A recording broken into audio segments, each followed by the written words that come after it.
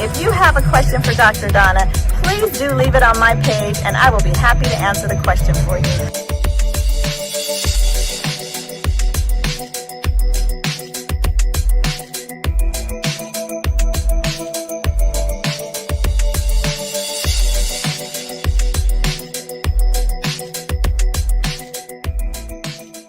Hi, we are so excited to have a wonderful guest this evening with us on Talking with Dr. Donna, Dr. Rita Hargrave. I'm going to read a little bit of her bio and then we're going to get into our discussion. So Dr. Hargrave is a board-certified geriatric psychiatrist, and we can ask her exactly what that means. She has an extensive clinical experience in consultation liaison psychiatry, adult and geriatric psychiatry, telepsychiatry, and cross-cultural mental health issues. She has published numerous research papers and book chapters focusing on the dynamic interaction of culture, aging, health, and wellness among older adults. She is a highly sought after public speaker, and she has written many different chapters. Her most recent writings will appear in a soon-to-be released book called Geriatric Mental Health Care: Lessons from a Pandemic. That's exciting. Dr. Hargrave received her biology degree from Harvard University, and that's a bachelor's of science, and then went to Howard University to complete her medical doctorate degree, and then moved out here from DC to the Bay Area to complete her residency, so at California Pacific Medical Center. So let's welcome Dr. Rita Hargrave to our show. Welcome, Dr. Hargrave.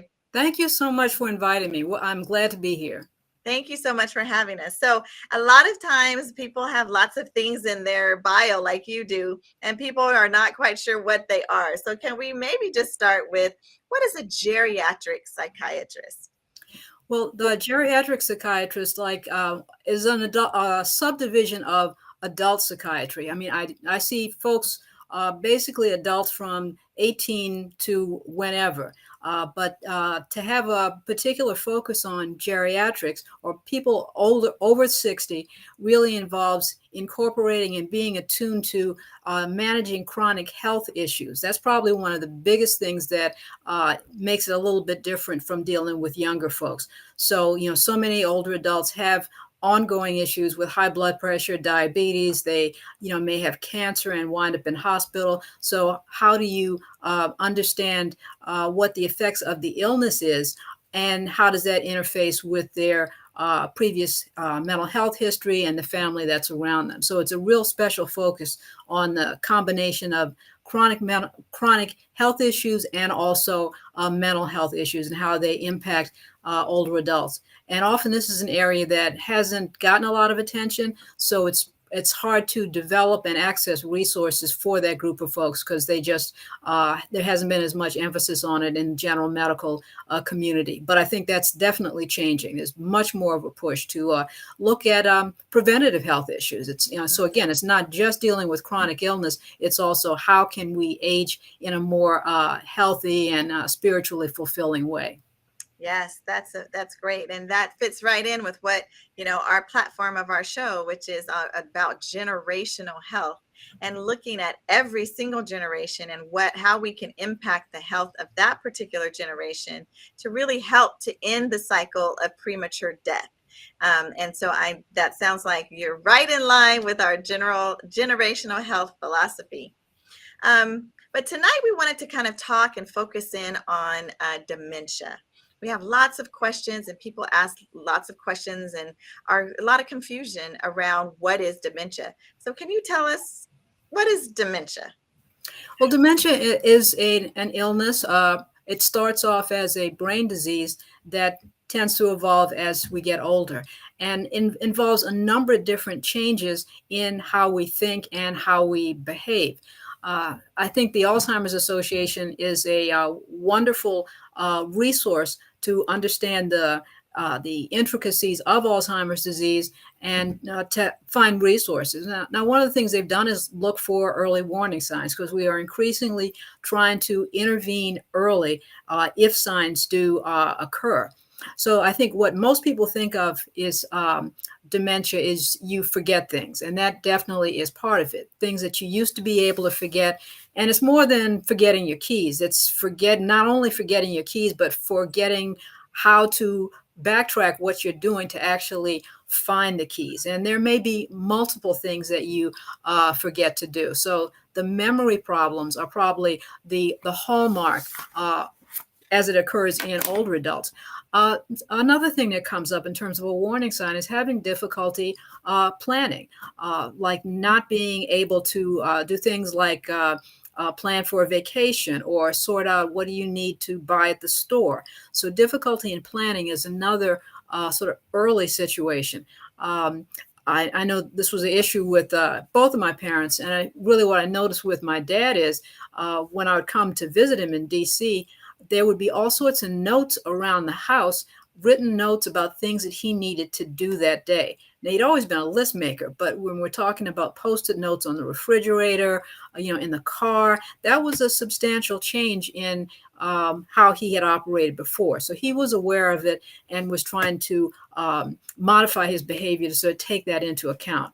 So it's both changes in memory, changes in planning.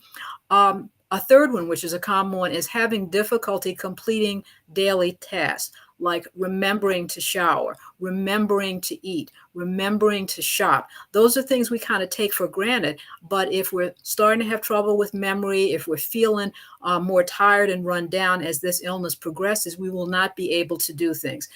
We will not take out the trash. So again, sort of daily activities that you could actually do on a regular basis without any prompting, that sort of goes down. And if someone lives with another person who is not suffering from dementia, they may take up the slack. So somebody from the outside won't even know that this is going on because they have a helper who's managing things. But if they live alone, that's probably when you see it much more often. Last two things, which are really common early warning signs, are confusion, like not remembering the time, as in, I don't remember that it's, what is today? Today's Thursday. Right. But not only the time, the day, but also getting confused about the year. And sometimes that's not something that comes up in common conversation, what year it is or who the president is. But if that person goes to their doctor and the doctor's concerned about their ability to manage, then those questions will be asked, like what year is it? What month is it? Who's the president? And it's surprising how in a casual conversation, those questions don't come up. And so you might not even recognize that there's a problem there. But if you ask the person specifically, who's the president, they will say, it's some guy. And I'll say, well, what's the last president you remember? Well, there's Nixon, and they will not remember anybody in between. So not all these signs are that evident because it doesn't come up in common conversation, but it will come up in a very focused interview by a healthcare professional. Finally, the last one, which I think is not recognized again quite as much, is trouble recognizing or judging distance. And again, I'm going to use my family again as an example. I sort of knew that something had really drastically changed when I came home to visit in DC, and I saw that the rear view mirror on the driver's side was taped up. There was duct tape. And I asked my dad about it because there was a very narrow driveway he'd have to back down. I mean, I couldn't drive backwards on that today, but he had for decades been able to do that without any problem. But clearly he'd had difficulty navigating that backwards or that reverse in his car and during the daylight. And at that point, I knew that it really was something that was significant. So those are the kinds of things that are some of the early signs of dementia. Some of them are relatively obvious if you see the person every day, but others are much more subtle, and it evolves over time. Oh, yeah, those are great. Those are really great tips to kind of get some early signs of dementia. Now, in the beginning, you mentioned dementia, and then you also mentioned Alzheimer's. Are those two things the same? Well, dementia is sort of the umbrella term for sort of progressive memory loss and changes in function. So I say it's sort of like music is one overriding term, but then you have jazz, you have rock, you have R&B. Right. For dementia, you have Alzheimer's disease, you may have stroke or vascular related dementia. You may have dementia related to other health issues like Lewy body disease. So there are many different forms of dementia that have different origins, and also the symptoms may be a little bit different. But Alzheimer's is a form of dementia, and it is the most common form of dementia. Does it matter in terms of sort of treatment and prognosis, which of those types of dementia you have? And I love that analogy, by the way, of music and then the different genres. But does it matter? Like if I say I have dementia, should I know if I have a specific type of dementia, or does it really matter? I think it's very important to know which type of dementia that you have or the person you're taking care of has, because it does make a huge difference. I mean, we have probably the greatest knowledge base and the greatest amount of treatment interventions for Alzheimer's because it is the most common. But for other forms of dementia, like stroke-related dementia, those medications may not be as effective. But dealing with the underlying causes for the strokes, that may be the most important thing that you can do. And the course of the illnesses is different. Alzheimer's tends to have a kind of slow, progressive course, whereas stroke-related dementia, you may have a real change in a person's ability to function, and then there may be a period where things don't really change. But if they have another stroke, there will quickly be a change. So we're talking about a kind of stepwise progression in the severity of the illness, as opposed to a smoother progression in the illness. And in most cases, Alzheimer's patients tend to live longer. So there's a lot of differences. Okay. So what can we do now before we get to that point to kind of help prevent dementia? Are there things we can do? Yeah, right now the preventative aspects of dementia is really at the top of the line, and it's coming more partly out of a public health perspective, because it's by the time you've gotten dementia, there are things that you can do to help with family and support, but the door is open and the horse is gone. So we're really looking at what can we do to improve people's health and aging. I think the preventable risk factors, the coexisting illnesses that people have, how well they are managed really does not only seem to have some effect on the incidence of dementia, but even if you do have progressive memory loss, as the illness progresses, you do better. That's basically it. So if you have high blood pressure that doesn't get treated, it will make that progression of dementia worse. And there are a number of things that we as African Americans have in terms of chronic health issues that put us at greater risk. And those are really where we're addressing most of the interest in trying to deal with the risk factors and the coexisting conditions. And sort of at the top of the list, high blood pressure. So if you can, as early on as possible, really be aware of what is going to help with your high blood pressure. And sure, the pills help, but then there's what we keep talking about, exercise and diet. Yeah. Those are, huge ones. So again, you can increase your resilience and increase your brain capacity in the face of high blood pressure if you're at the appropriate weight, if you're staying away from foods that are going to make things worse. All those things that we love. I just got back from Louisiana, and Lord knows you can get tempted into all kinds of stuff as soon as you hit Bourbon Street.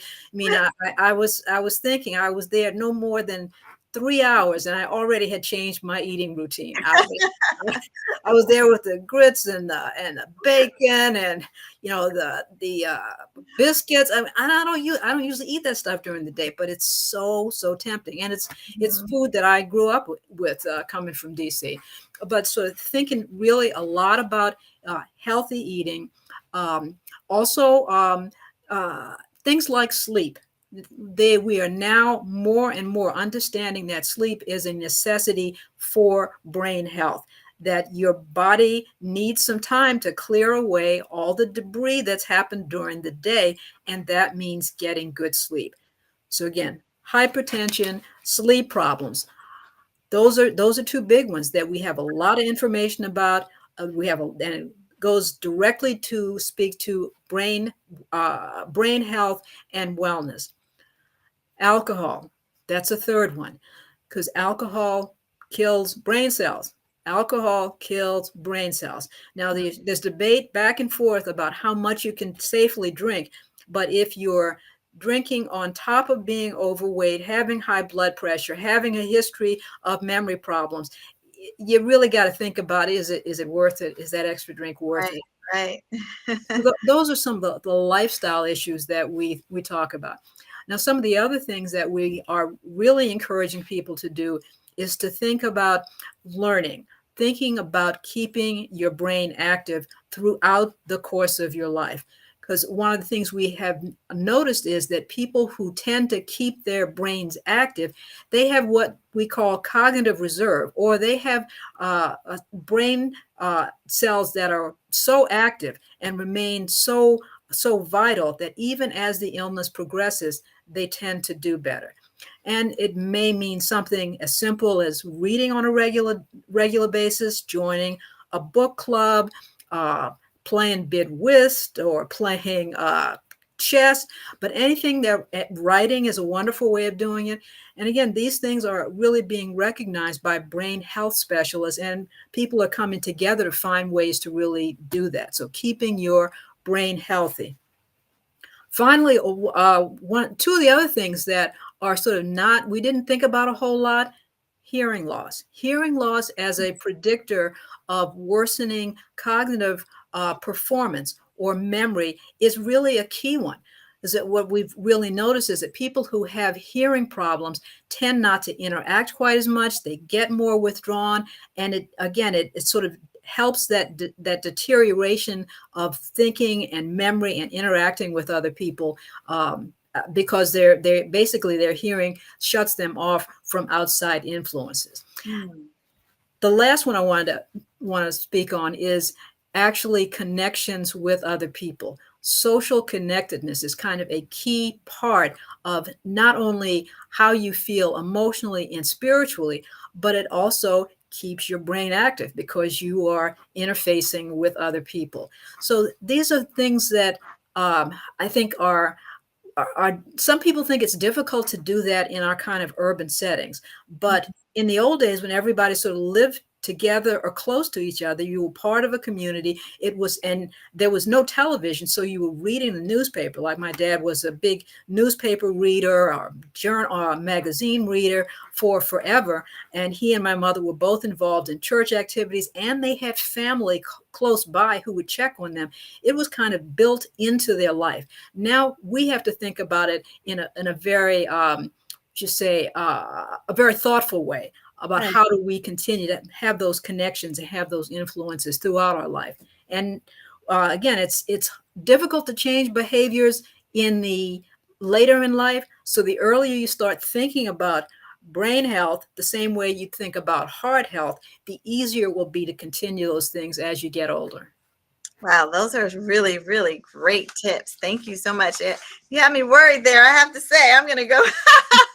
I need to start reading a little bit more. I read a lot actually as it is, but it's good to know that hopefully I'll have some reserve when I get a little bit older. And don't forget exercise. Got to read, but also the exercise. Yes, definitely exercise.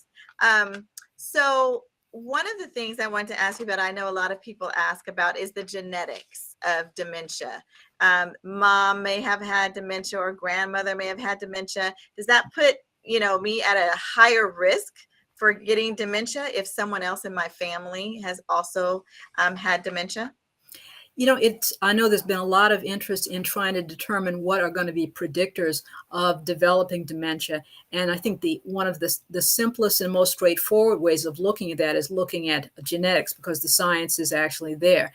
Now, there are a couple of genetic markers for dementia that happens in older adults that do seem to make the risk much more likely for African Americans. But that doesn't mean that just because your parents had dementia, that they may have had dementia for other reasons. They may have had high blood pressure that wasn't managed. I forgot to mention diabetes.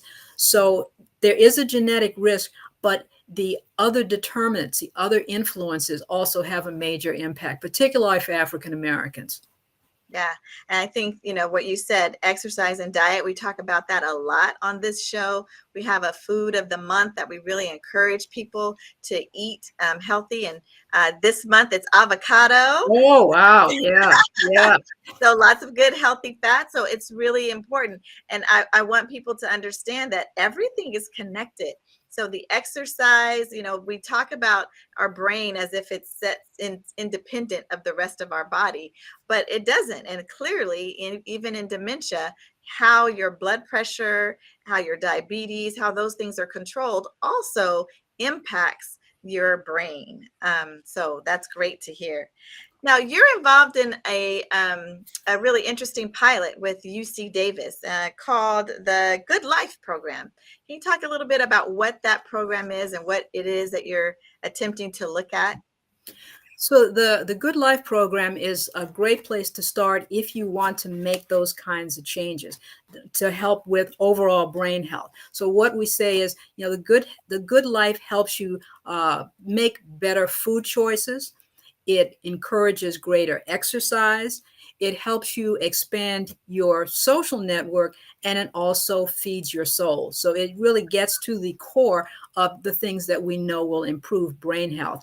And it's really an effort to provide a structured way for African American older adults to actually take advantage of those things. So it's partly a study, but it's also a health and wellness program it's been going on for about a year and a half now. And they're going to be looking at how people who engage in the Good Life, what happens with them, both in terms of their heart health and their brain health. And it runs in sort of 3-month cycles. Now, it was initially arranged to occur in person, and it's centered out of Oakland. So there was a plan to have, in-person cooking shows, that there'd be walks and exercise routines that people would engage in, and that they would have ongoing social contact. Now, because of COVID, it is now all online. So they have segments that are specific to food. So there is a cooking segment, and you learn about great recipes, and a lot of it is by local chefs who will talk about, what foods are on sale and available in your neighborhood.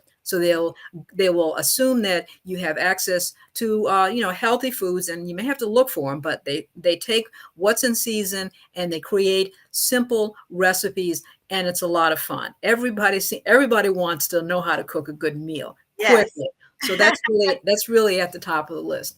Now, there's also an exercise program, which happens 3 times a week, that people can engage in. And there's an exercise coach who, again, helps you think about how do you repeat this exercise routine. And you can do it at home. You can do it through video, and people comment on it. And finally, there actually are, groups that talk about social issues. How do you manage stress? How do you get a better night's sleep? So it attempts to get at all the things that we were talking about in terms of improving brain health in a really fun way. And we can't wait until COVID goes underground so that we can all get together and do this in person. But it's really been dramatic, and we have had an incredible amount of success getting men to do this. It's unbelievable. I mean, I was just talking to the director the other day, and it's the number of participants has tripled in terms of men. And you know how hard it is to get men to pay attention to their health. But I think it's hitting at a good time. I think the Good Life, we want it, and it's in connection with the city of Oakland, and we would love to be able to repopulate this across the country. But I think it comes at a time when there has been so much more media attention to health for older adults, and particularly for African Americans. I mean, from Oprah to Gayle King, all of them have been on these platforms that have talked about what it means to have a healthy life and what you can do to empower people to do it. So we've hit it at a very good time. So we're getting a lot of support and more people joining every day. So is it open for people to join? Yes, it's completely open. It's completely free. There's 3 month. There's basically 3 month cohorts or 3 month segments that happen. So they re-enroll every 3 months. Oh, wow. Okay, great. Well, we will make sure to give that information to people if they are interested in enrolling, the phone number, and I'm assuming there's probably an email and a website with information. And Yes. so we will put that on at the end of the show. So stay tuned and we'll have that available for you if you're interested in enrolling in the Good Life program. It sounds great. I'm going to see if my husband wants to enroll. So I know you were saying older Americans, right? Older folks. What is that age? Like, what's older? Well, I push it out every 5 years, but I think 60 is sort of what has been the that's a number that's put out there. But I think for us as African Americans, our health issues, our stress, all of those things weigh on us even earlier in life. So Right. I'm basically telling anybody who's over 45, Okay. it's coming down the pike. You need to think about it. You need to make changes, adjustments. It just is. So, but technically it's 60, but I think it's never too early and it's never too late, because that's the other thing we're finding out. Even people who start to make health changes in their 70s, in their 80s, it has an impact. So it's never too early and never too late. That's great. That is great to hear. Okay, so you guys, this Good Life program, I'm signing up. Dr. Hargrave, if you see me, don't laugh, because I'm gonna be there. I'll be there with you for sure. Okay, so I want to talk a little bit. You talked about some of the things that we can do to limit and decrease our risk of dementia. But let's say we get diagnosed with dementia. Are there any things that we can do to sort of slow the progression of the disease? Again, I think the first thing, if you have some concerns based on the warning signs that you may have dementia, that somebody close to you has dementia, the first thing to do is to go to your doctor, because this is a diagnosis that involves, physical exams, taking blood tests, maybe taking memory tests, looking at the medications that somebody has. So you need to start with that person's doctor. And when you go to the doctor, this is the second thing, especially in our current healthcare system where there isn't a whole lot of FaceTime. In fact, most of this may well be through Zoom meetings. It may not even be in person. That when you plan that visit with your doctor, have your questions already written down, the things that you have seen, the things that you're concerned about, so that you are clear about what your questions are and you are able to be sure that those questions get answered. So go to your doctor, ask the questions, also have the information that is helpful to them, because so many of us are seeing maybe one or two different doctors. Maybe we're getting things from pharmacies or non-prescribed medications. So to have that list of your current medications. And the third thing is to take a friend. Because when you get overwhelmed when you go to the doctor, everybody gets nervous when they go to the doctor. So even if the doctor has the time to explain things to you, there's a good chance you'll only remember about 10% of it. So we encourage people to take a friend, take questions, take a list of your medicines, and take a friend. Those are three things that are really important. Also, if you do get that diagnosis or it looks like dementia, I would say you really need to contact the UC Davis Alzheimer's Disease Center. You may not have dementia, but you may have other things that are leading to dementia. And that's where you can get the kind of comprehensive assessment that takes some time. But they are the people who are the experts in teasing out some of the issues, particularly for African Americans.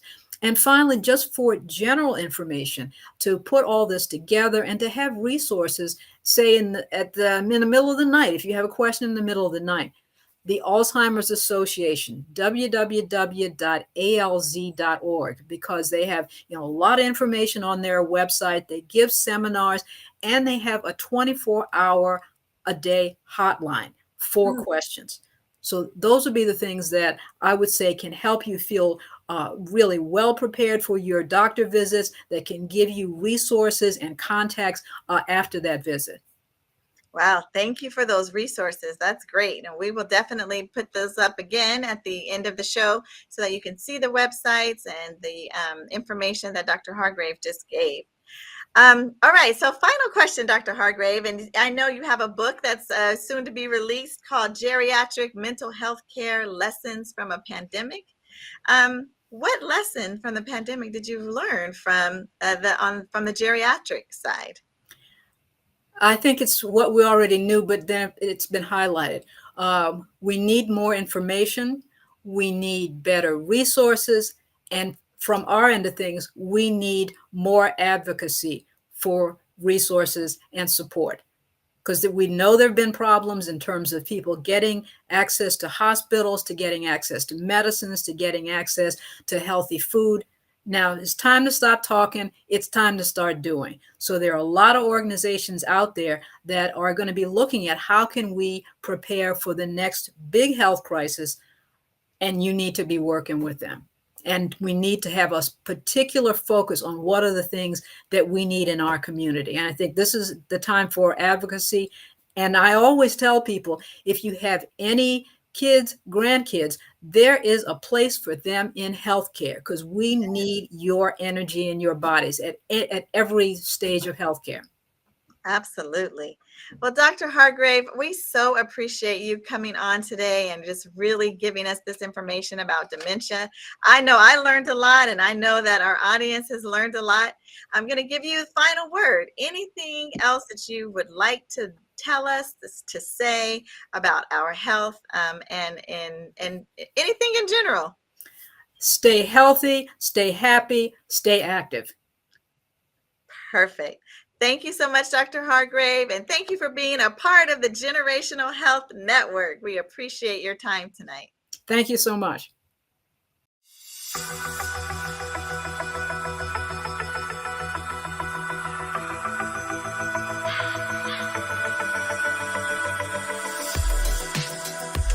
If you have a question for Dr. Donna, please do leave it on my page, and I will be happy to answer the question for you.